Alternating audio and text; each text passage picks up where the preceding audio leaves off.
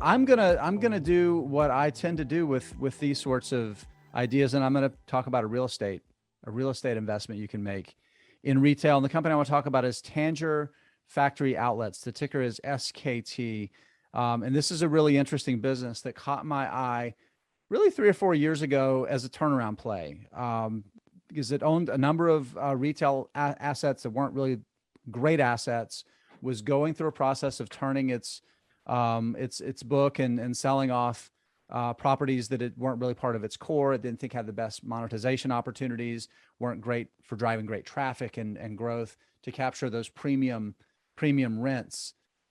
So the company started that process, probably 5 years ago or so, and was making great progress.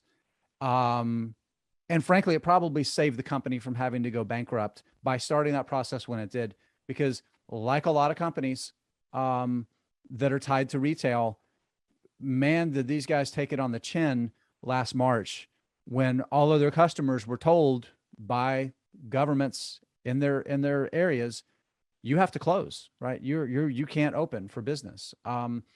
So the company pivoted really quickly, cut off their dividend as quickly as they could. It's a real estate investment trust, so they're required to pay at least 90% of their GAAP earnings in dividends. But they knew they could project they were going to take some big GAAP losses. So they cut off that dividend very quickly to preserve cash. It was a very smart move. Also looked at all of their lines of credit, took out as much cash as they could to get it on their balance sheet, to bolster their balance sheet, to ride out this period of time. And it worked out really well because the company was positioned to ride out that 3 or 4 months where so many of its customers were in a cash crunch.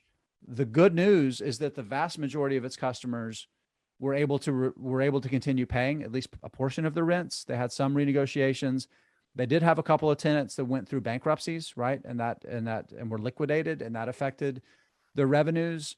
But fast forward to today, and this is a business that has largely recovered. And there's a couple of reasons why. Number one, management moved quickly to position the business to get through this period. Number two, retail is, as we've just talked about with Five Below and with Best Buy, retail has recovered, right? The numbers are there. People are shopping again. People are spending.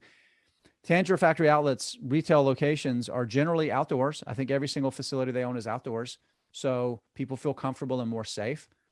The spaces are perfect for re-renting. They tend to be pretty uniform in size. So it's not like a big mall where you have a JCPenney or a Sears that was this massive anchor tenant, and now you have to figure out how to re-tenant this giant space. This is not how most of their spaces are laid out. So their ability to re-rent is proven to be very, very good.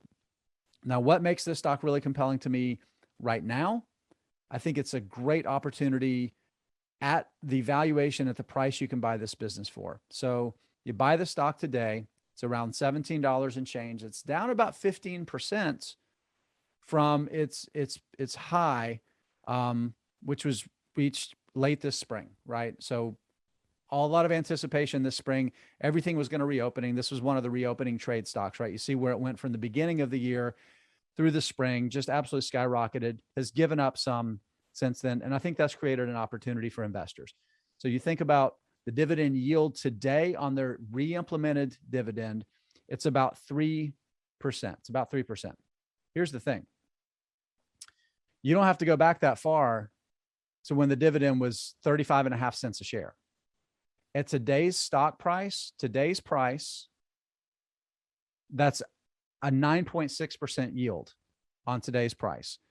Obviously, they're not paying this dividend yet. They're still paying a lower dividend rate, but this will be the dividend sooner rather than later. So there's a little bit of a bet by buying now that you're going to lock in a substantial amount of dividend growth over the next 2 or 3 years, yield a really, really impressive yield on cost that's going to make it a wonderful investment to hold. And then their strategy on their turnaround has paid off. The balance sheet's in quite good shape considering everything that's happened.